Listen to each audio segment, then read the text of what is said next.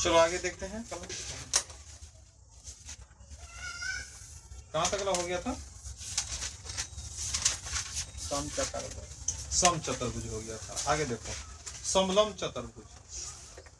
समलम चतुर्भुज, हम लोग समलम चतुर्भुज के बारे में देखते हैं।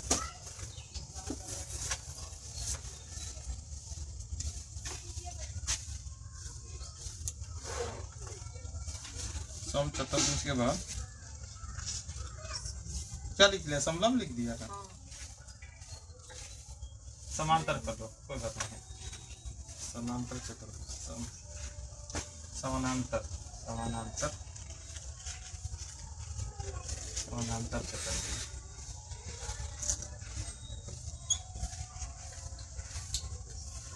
समानांतर चतुर्भुज होता है आमने सामने की भुजा समानांतर होता है, जो ऐसे है ऐसे कटे नहीं, आगे या पीछे बढ़ाने पर समानांतर भुजा क्या बोलते हैं? जब ई रेखा ई लाइन एकदम सीधा हो, ऐसा भी समानांतर हो सकता है, ऐसा भी समानांतर, मतलब आगे या पीछे बढ़ाना, ऐसा नहीं हो सकता समानांतर, क्योंकि जैसे आगे बढ़ाएंगे इधर कट जाएगा, देखने ही लग जाएगा।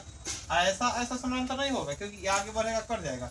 लेकिन ऐसा बराबर हो सकता है, ऐसा हो सकता है, टेढ़ा हो सकता है, नहीं तो हो सकता है, लेकिन लग रहा है सीधा, मतलब आगे पीछे बढ़ाने पर नहीं कटे, वो क्या होता है? समानांतर भुजा। ये हो गया समानांतर चतुर्भुज। समानांतर चतुर्भुज में क्या होगा कि जो चतुर्भुज से ऐसा हो गया, ये हो गया तुम्हारा समानांतर चतुर्भुज। क्या हो गया? देखने से लग गया है कि ई लाइन कभी ना कटेगा आगे भी, ई लाइन तो इसका लिखेगा समानांतर चतुर्भुज का क्षेत्रफल। समानांतर चतुर्भुज का क्षेत्रफल, समानांतर चतुर्भुज का क्षेत्रफल क्या होता है? सामान्य नियम आधार गुणे ऊंचाई, आधार गुणे ऊंचाई। समानांतर चतुर्भुज के उतारो, आधार गुणे ऊंचाई। समानांतर चतुर्भुज का क्षेत्रफल आधार गुणे ऊंचाई।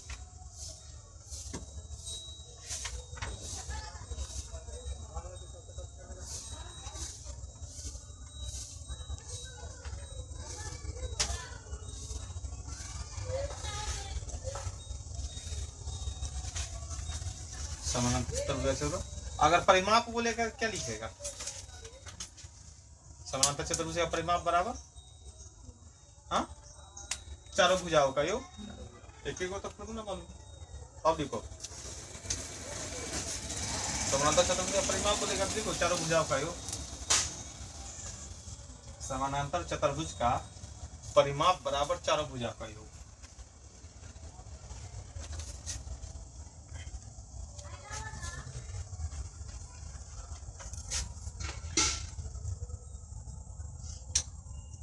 आगे पढ़ना है समलम चतुर्भुज। समलम चतुर्भुज, समलम चतुर्भुज के बारे में देखना है।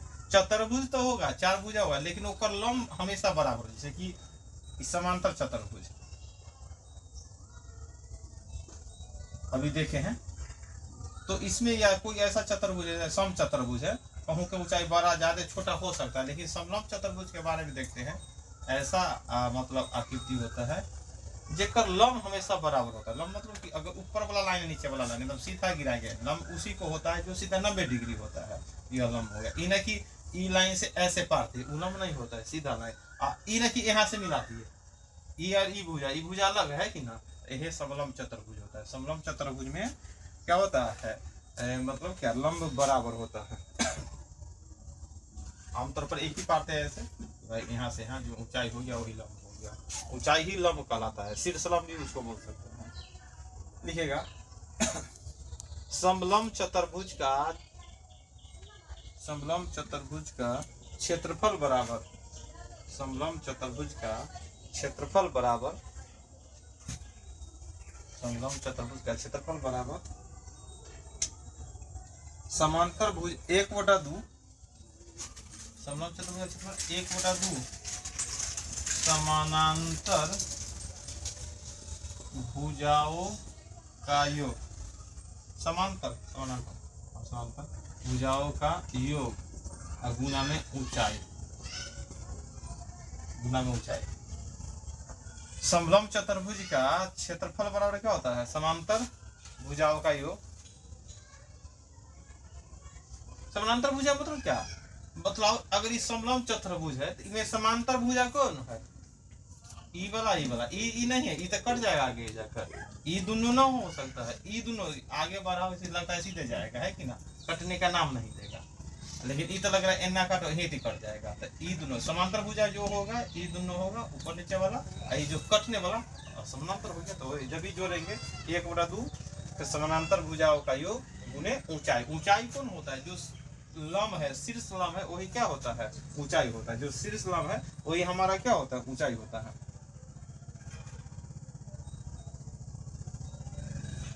इसमें भी अगर परिमाप बोलेंगे निकालने के लिए क्या फॉर्मूला होगा? चारों भुजाओं का योग है ना, चारों भुजाओं का योग होगा। इसमें समय परिमाप नहीं पूछता, लेकिन हम लोग समझने के लिए लेते हैं। परिमाप हमेशा क्या होगा? चारों भुजाओं का योग।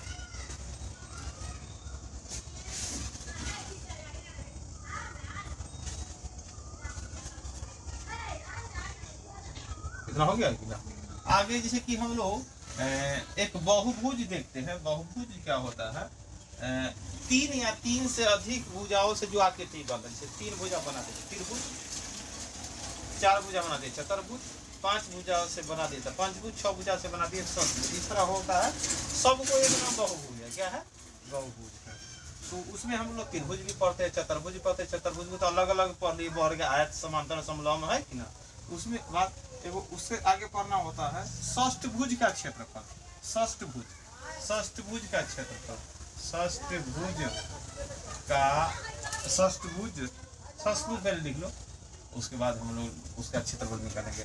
षष्ठभुज की आकृति बनाएंगे जिसमें 6 भुजा होगा। देखो ध्यान से, 1 2 3 4 5 6।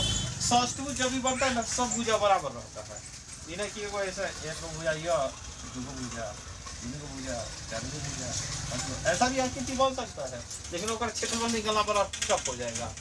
जैसी भी प्रश्न पूछता है समषष्ठभुज का मतलब सम मतलब सब भुजा बराबर बराबर हो, तभी जाकर क्षेत्रफल निकाल सकते हैं। पंचभुज का कोई स्पेशल फार्मूला नहीं होता है। पंचभुज का स्पेशल फार्मूला जैसे ऐसा पंचभुज का, उसमें दिमाग लगाना होता है। भाई ये भुजा देने है, ये भुजा दे, ये मिला दो, ये भुजा ये हो गया, एगो आयत बन गया, एगो ऊपर त्रिभुज बन गया, दोनों है कि ना। लेकिन षष्ठभुज का ऐसा नहीं होता। तो षष्ठभुज हो गया, समषष्ठभुज है ये, जिसमें सब भुजा बराबर। एक लिख लो, षष्ठभुज का क्षेत्रफल, षष्ठभुज का क्षेत्रफल, षष्ठभुज का क्षेत्रफल की बात करेंगे। देखिए देखो, षष्ठभुज में तो 6 भुजा हो गए, सब बराबर बराबर होता है। ए भुजा को ए से दर्शाते हैं कि क्या फॉर्मूला होता है? ऐसे सम, जैसे सम षष्ठभुज होता था, ध्यान से देखेगा ना, तो इसमें क्या को त्रिभुज दिखाई दिया? 1 2 3 4 5 6 तो त्रिभुज, सब त्रिभुज बनता है समबाहु त्रिभुज। इसलिए फार्मूला भी होता है, तो जैसे √3/4 अब भुजा स्क्वायर। ऐसा ऐसा क्या गो है त्रिभुज? 6, इसे 6 से गुना करते हैं। ओके, 2 से 3 मरते, 2 से 2 मरते, तो क्या फार्मूला होता है? 3√3/2 भुजा स्क्वायर। षष्ठभुज का क्षेत्रफल क्या हो गया? 3√3/2 गुने भुजा स्क्वायर। बात समझ गया कि ना? षष्ठभुज का क्षेत्रफल हो गया 3√3। स्पेशल फॉर्मूला यही याद करेंगे, नहीं याद रहेगा तो समबाहु त्रिभुज में 6 से गुना कर दी, वही हमारे क्या हो गया?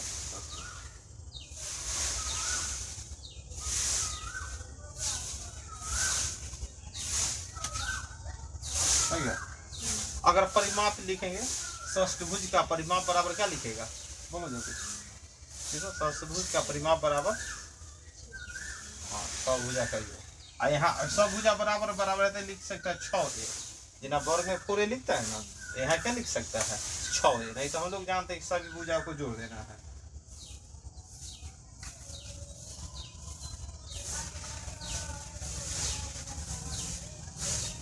हो गया, आगे लिखेगा, नोट देकर लिखो।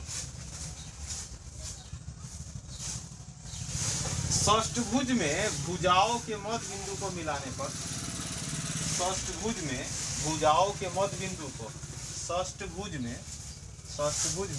भुजाओं के मध्य बिंदु को मिलाने पर, भुजाओं के मध्य बिंदु को मिलाने पर षष्ठभुज ही बनेगा, षष्ठभुज ही बनेगा, षष्ठभुज ही बनेगा। मतलब 6 भुजा वाला आकृति को षष्ठभुज बोलते हैं। और ऊपर मध्य बिंदु को अगर मिलाते हैं तो वो भी क्या बनेगा, षष्ठभुज ही बनेगा। क्या बनेगा, षष्ठभुज ही बनेगा। जैसे षष्ठभुज बना वो, देखिए एक आकृति ऐसा बना जाए,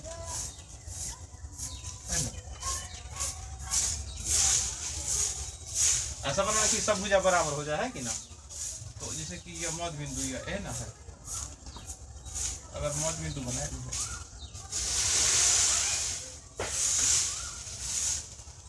ये भी बनता है, षष्ठभुज ही बनता है। क्या बनता है, ये भी षष्ठभुज के अंदर षष्ठभुज ही बनता है।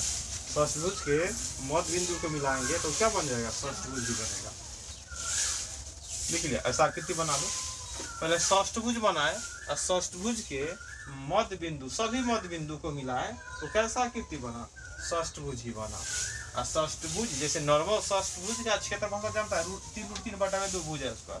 लेकिन कभी कभी क्या देगा, एगो षष्ठभुज है, अब भुजा का वैल्यू दे दिया, अब बताओ उसके अंदर तो बाहर वाला, उसके अंदर सब भुजाओं के मध्य बिंदु से षष्ठभुज बनाओ और ओकर क्षेत्रफल निकालो। एकर क्षेत्रफल, एकर तो बाहर वाला का भुजा दिले, अंदर वाला तो भुजा ना दिले, लेकिन ओकर फार्मूला होता है, लिख लो। अंदर में बनने वाले षष्ठभुज की एक भुजा, अंदर में बनने वाले षष्ठभुज की एक भुजा, अंदर में बनने वाले षष्ठभुज की एक भुजा, जैसे षष्ठभुज के अंदर षष्ठभुज बन रहा है ना, तो ये अंदर में बनने वाले षष्ठभुज की एक भुजा। अब एक भुजा निकल जाएगा तो इस फार्मूला तो लगा ही सकते हैं ना षष्ठभुज का। लेकिन ऐसे मान लो कि बाहर वाला षष्ठभुज का भुजा ए है, आप पूछ रहा है कि अंदर वाला षष्ठभुज का क्षेत्रफल, फार्मूला तो ही लगा दिए, लेकिन क्या वैल्यू हम ए डालेंगे। मान लो एक वैल्यू 10 है तो क्या एक भुजा थोड़ा 10 हो जाएगा। तो ओकर भुजा निकालने के लिए भुजा बराबर क्या होता है, √3/2 ए। सिर्फ भुजा निकालने के लिए लिखा होना, भुजा बराबर क्या, √3/2 गुना में ए, √3/2 गुना में ए। तो ये जो अंदर वाला एक भुजा निकालने के लिए जो बाहर वाला भुजा का वैल्यू तो देवे ना करेगा।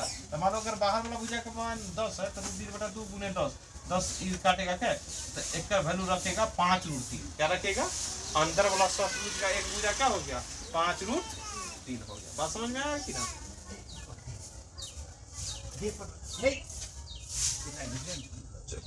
आगे लिखेगा अष्टभुज का क्षेत्र, अष्टभुज लिखो, अष्टभुज इसमें अष्टभुज, अष्टभुज में क्या होता है, 8 भुजा होता है, उसको हम लोग देखते हैं। अष्टभुज, अष्टभुज, अब देखो अष्टभुज को अगर बनाना है कि देखिए ना बनेगा 1 2 3 4 5 6 7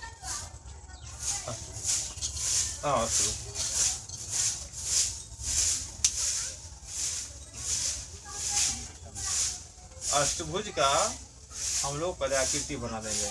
जो भी आकृति बनता है ना ऐसा बना देना जब बराबर बराबर, सब अष्टभुज मतलब सब बराबर बराबर होना चाहिए। क्या होना चाहिए, षष्ठभुज में सब भुजा बराबर होता है। तब अगर न एना पार दिया अष्टभुज 1 2 3 4 5 6 7 लो बना तो ना हो पाएगा।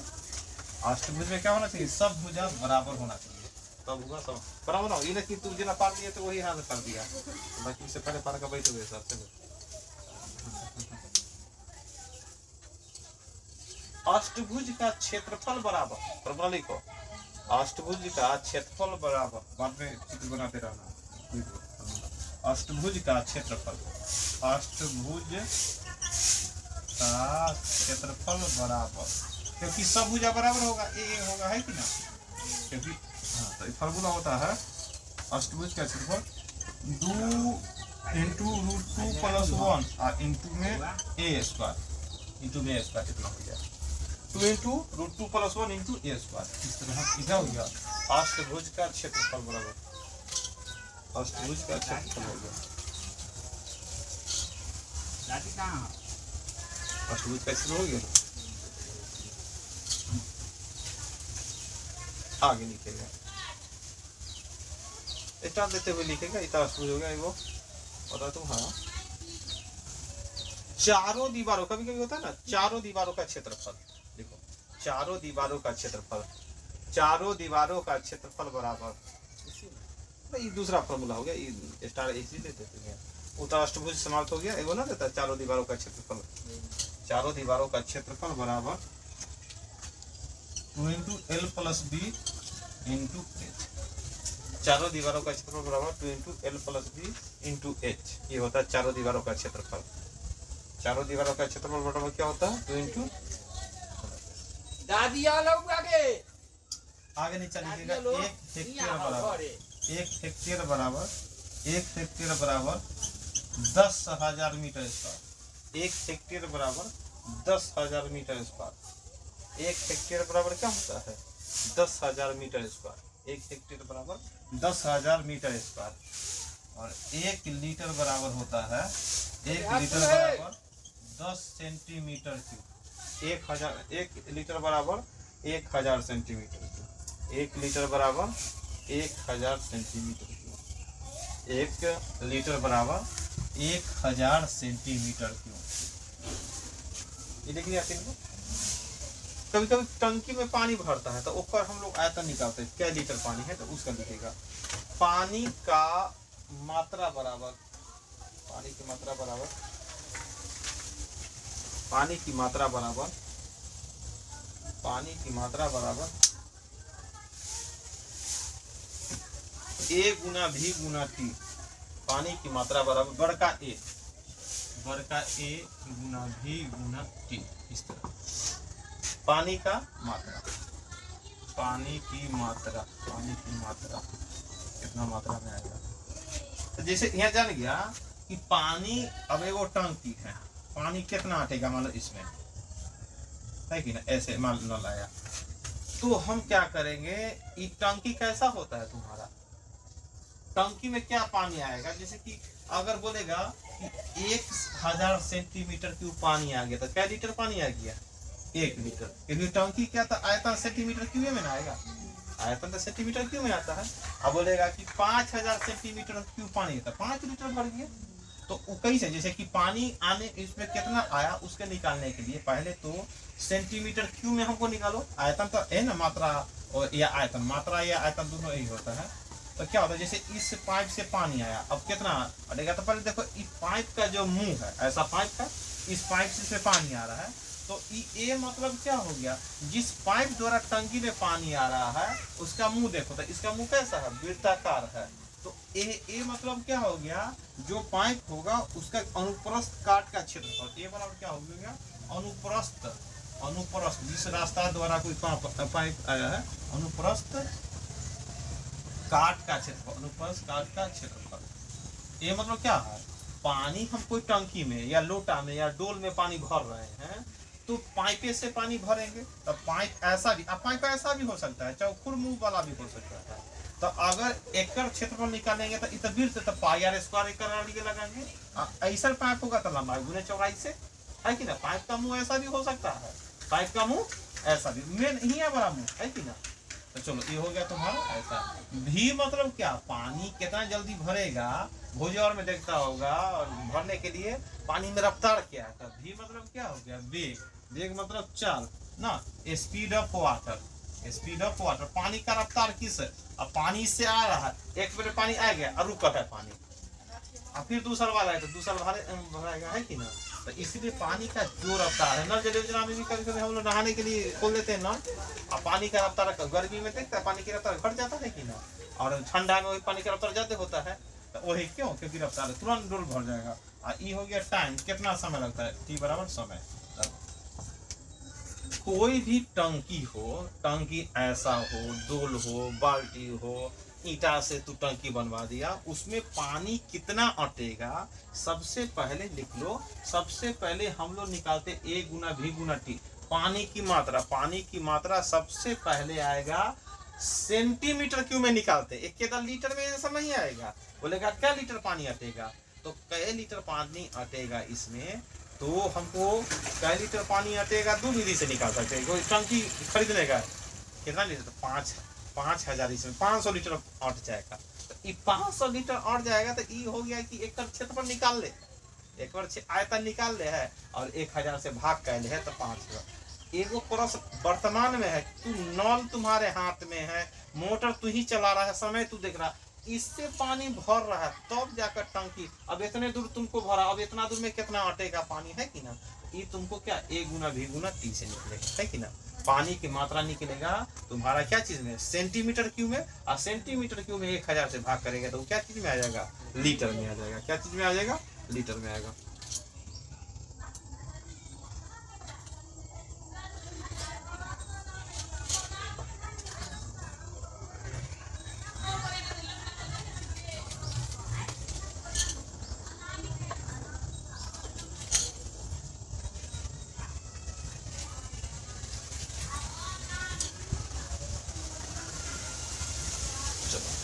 आगे लिखते हैं हम लोग, दो और पढ़ना है, एगो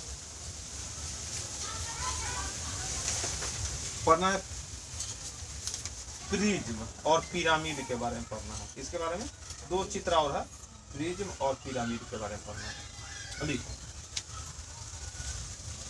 उसके बाद ही थ्योरी जो मतलब सूत्र है ये सब समाप्त हो जाएगा, फिर चैप्टर स्टार्ट हो जाएगा। उसके बाद 2 चैप्टर चलेगा जो महत्वपूर्ण है।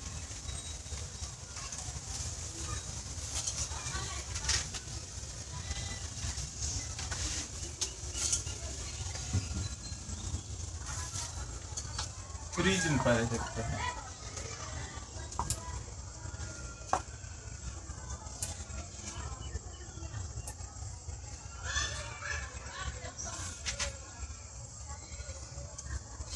जैसे प्रिज्म और पिरामिड, तब प्रिज्म, अगर हम प्रिज्म के बारे में पढ़ते हैं तो प्रिज्म कितना बनता है, पिरामिड कितना बनता है। पिरामिड बनता है क्या चीज से, प्रिज्म। प्रिज्म कहने का अर्थ होता है कि कोई आकृति नीचा है और वैसा ही आकृति ऊपर हो जाए और सबको सहारे द्वारा सहारा दे दिया जाए, जो आकृति बनता है वही क्या कहलाता है, प्रिज्म। त्रिनेत्र से देखना हो, जैसे देखो त्रिभुज है, ध्यान दो, ऐसा त्रिभुज है और इसलिए त्रिभुज हम ऊपर बना देते हैं। देखो बनाना बड़ा टफ है, लेकिन ऊपर बना देते हैं। ई मुंह से इसको मिला दिए, ध्यान दो, ई मुंह से इसको मिला दिए और ई मुंह से इसको मिला दिए। देखने में तो लग रहा है, लेकिन अब देखो ध्यान से, जैसा त्रिभुज नीचा वैसा सब पर एक एक गो लगा दिए। ये क्या बन गया तुम्हारा, प्रिज्म बन गया। क्या बन गया, प्रिज्म बन गया। तो प्रिज्म खाली त्रिभुज से नहीं बनता है, प्रिज्म बनता है आयतों से। जैसे ये आकृति है, लो वर्गो है, वर्ग बना दे, ये वर्ग है। अब ऐसा है, थोड़ा इन्हें बना देना तब मान चलेगा कि वर्ग है। तो इसको देखने से कम न लगे इसको, लेकिन पहले से ध्यान में है ना, जैसे कि दीपावली में भी ना बनाता है कैंडल ना, तो 4 गो बना दिया, 4 गो ऊपर ना कंपास से 4 गो लगा दिया, प्रिज्म समझ गया ना। त्रिभुजों से बन सकता है, आयतों से बन सकता है, वर्गों से बन सकता है कि ना। हम लोग चतुर्भुजों से बन सकता है, समलंब चतुर्भुजों से, समलंब चतुर्भुज, ऊपर समलंब चतुर्भुज है कि ना। आधार किसी तरह का हो सकता है। लिखो, ये तुम्हारा हो गया क्या, प्रिज्म हो गया।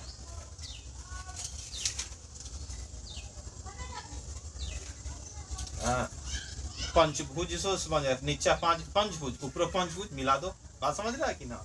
षष्ठभुज से भी बन जाएगा, जो आकृति नीचा वही आकृति ऊपर है सब। जैसे कि यहाँ 3 गो भुजा, 3 गो भुजा को मिलाओ, ये हो गया तुम्हारा क्या, प्रिज्म हो गया। प्रिज्म हो गया, 3 गो भुजा नीचा तो 3 गो ऊपर मिला दिए, 4 तो 4। पंचभुजों से बना सकते हैं, षष्ठभुज से बना सकते हैं, समलंब, जो भी आकृति नीचा, समझ रहा ना क्या मिला देना है। तो ये हो गया तुम्हारा प्रिज्म। अब पिरामिड में क्या होता है, अगर पिरामिड अभी थोड़ा समझ लो, जैसे कि पिरामिड क्या है, नीचा तक त्रिभुज बना दिए और ऊपर क्या किए, ये 3 गो हम एना मिलाते हैं प्रिज्म में, 3 गो पर, लेकिन पिरामिड में एना मिला, सबका मुंह एक जगह मिला दो, सबका मुंह क्या कर दो एक जगह। जैसे सत्यनारायण की पूजा में ना बनता है, उस तरह मिला दो, ऊपर बांध दो, समझ गया कि ना। त्रिभुजों से बन जाएगा पिरामिड। पिरामिड एकरो से 4 मुंह मिला दो, ऊपर बांध दो, चोटी 5 ना ले जाओ, एना करके एना, समझ गया कि ना। तो पिरामिड प्रिज्म मतलब समझ गया, जैसा आकृति नीचा वैसा आकृति ऊपर, और तीन गो है तो तीन गो बांस चाहिए, या तीन गो कम का, चार है तो चार जगह बांध हो। इसमें एक के जगह बनाएगा, पिरामिड में क्या बनाएगा, एक जगह। इसमें चार है तो चार जगह। चलो लिख लिया, आगे लिखेगा।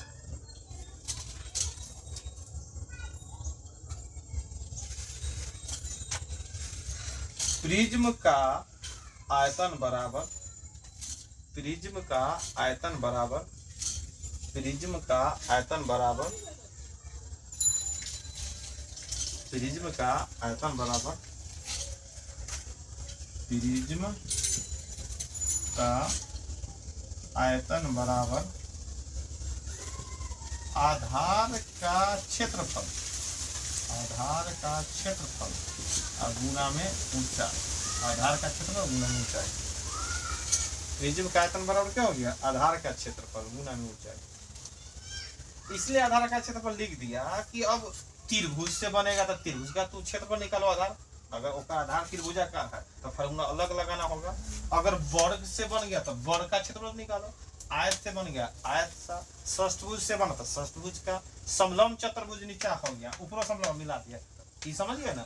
इसलिए इसका आधार का क्षेत्रफल, कौन आधार का क्षेत्रफल, तो जो आकृति रहेगा प्रश्न बोल देगा एक त्रिभुजाकार आधार वाले प्रिज्म तो त्रिभुज के क्षेत्रफल, एक वर्गाकार आधार वाले प्रिज्म, एक पंचभुजाकार आधार वाला प्रिज्म, कोई षष्ठभुजाकार, कोई समलंब भुजाकार। समझ गया कि प्रश्न ऐसा रहेगा, समझ जाएगा आधार उसका क्या होगा। हो गया आगे। इसी में देखो प्रिज्म का पार्श्व तल का क्षेत्रफल,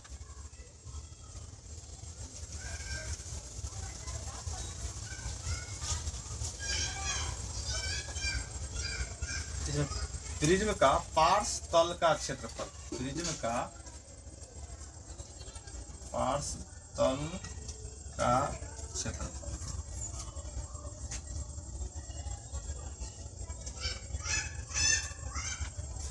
प्रिज्म के पार्श्व तल का क्षेत्रफल। पार्श्व तल हो गया जैसे कि ऐसा आकृति बन गया तो निचल का ऊपर वो छोड़ दो, जो इना बन गया निचल का भाग, ऊपर का भाग छोड़ कर जो भाग बचा तीन का ना वही हो गया। तो ऊपर होता है आधार की परिमिति, आधार की परिमिति और गुना में ऊंचाई, आधार की परिमिति गुना में ऊंचाई। मतलब पार्श्व तल का क्षेत्रफल बोलेगा, प्रिज्म के पार्श्व तल का क्षेत्रफल, प्रिज्म का पार्श्व तल का, तो क्या लिखेगा आधार की परिमिति। तो अब फिर देखना होगा कैसा आधार है, त्रिभुजा, त्रिभुज के आधार का परिमाण मतलब त्रिभुजा समबाहु त्रिभुज है ठीक है, गुना ऊंचाई। चतुर्भुज है तो चारों भुजा के, पंचभुज है तो पांचों भुजा के परिमाण तो जानने करते हैं तो हम लिख लिए। एक होता है प्रिज्म का संपूर्ण पृष्ठ, प्रिज्म का संपूर्ण पृष्ठ का क्षेत्रफल, संपूर्ण पृष्ठ का क्षेत्रफल। अच्छा बताओ संपूर्ण पृष्ठ निकालना है, पार्श्व पृष्ठ समझ गया, नीचा वाला भाग ऊपर वाला भाग को छोड़ दिए तो पार्श्व हो गया।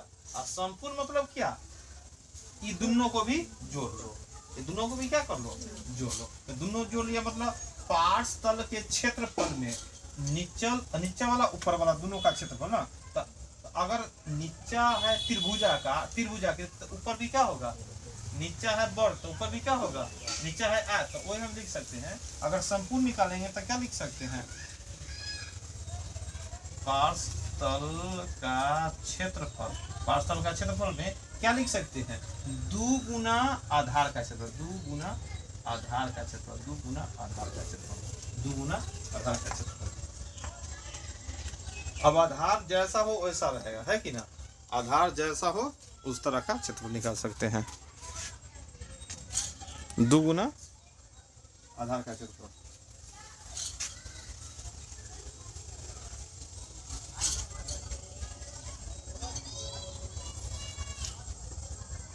अब पार्श्व तल को लिख सकते हैं हम लोग क्या, पीछे क्या देखे हैं, वक्र पृष्ठ है कि ना, वक्र पृष्ठ में नहीं निकाले हैं, वक्र पृष्ठ में इधर और संपूर्ण पृष्ठ में सब इधर उधर ऊपर नीचे सब है कि ना।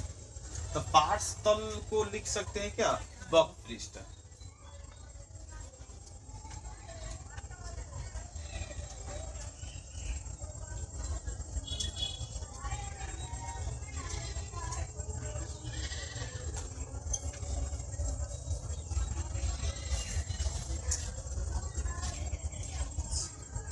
एगो प्रश्न लिखो। किसी प्रिज्म का आधार, किसी प्रिज्म का आधार किसी प्रिज्म का आधार समषष्ठभुजाकार है, समषष्ठभुजाकार है। किसी प्रिज्म का आधार समषष्ठभुजाकार है, समषष्ठभुजाकार है। किसी प्रिज्म का आधार समषष्ठभुजाकार है, जिसके आधार का क्षेत्रफल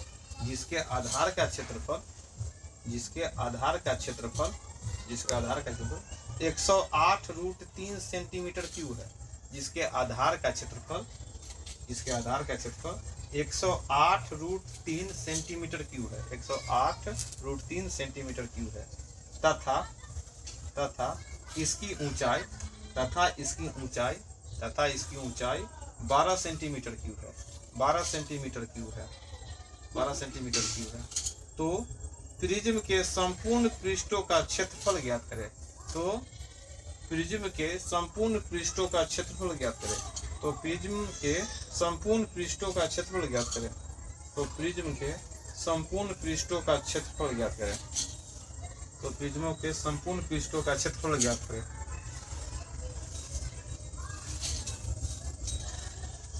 संपूर्ण पृष्ठ निकालना है।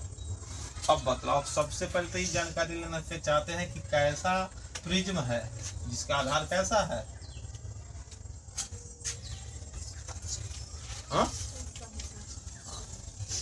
षष्ठभुजाकार है। सम मतलब सब भुजा बराबर है कि ना, ये दर्शा दिया। तो सम षष्ठभुजाकार है, तो एगो षष्ठभुज, अब दूगो षष्ठभुज बनाने में तबाह हो जाएंगे, लेकिन नहीं जानते ऐसा है होगा कुछ, है कि ना। अब लो इसको ऐसे मिलाओ, ऐसे मिलाओ, है कि ना, ऐसा ही कुछ होगा। अब षष्ठभुज हो, हमारा मेन टारगेट क्या चले है, संपूर्ण पृष्ठ। तो संपूर्ण पृष्ठ निकालने के लिए पार्श्व तल का क्षेत्रफल और साथ में 2 गुना आधार का। तो आधारों का क्षेत्रफल निकालने के लिए पहले हमको क्या चाहिए, आधार षष्ठभुजाकार है, तो षष्ठभुज का क्षेत्रफल चाहिए।